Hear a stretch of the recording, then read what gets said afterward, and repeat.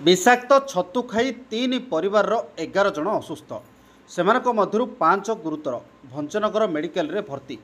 रविवार राइकिया ब्लॉक बड़बारबा पंचायत पार्तिकुड़ा गाँव में एभली घटना घटी।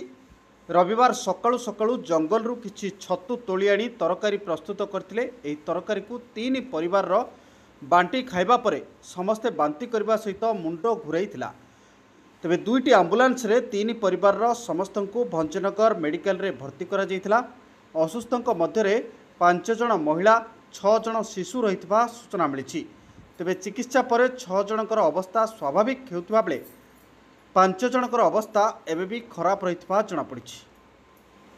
मो ना बाबूना नायक पार्तिगुड़ा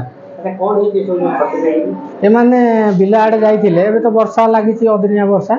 बिला आड़े कुटे छतु फुटी थिले आनिथिले माने पिला जाक लोक जाक जानि नथिले आनिकी सेटा रुसेई कले। रुसेई करके माने खाइले। खाइला परे खाई सारिबार 2-3 घंटा गला परे माने बांती स्टार्ट हैला। बांती जो स्टार्ट हैला एले कोन पाए होउची बोली जानि हैला नै। तापरे पचारलु एटा कारण कोन तमर समस्त को सब परिवार को कोन पाए होउची। तापरे हमर 2टा पिला भी सेठी शामिल थिले।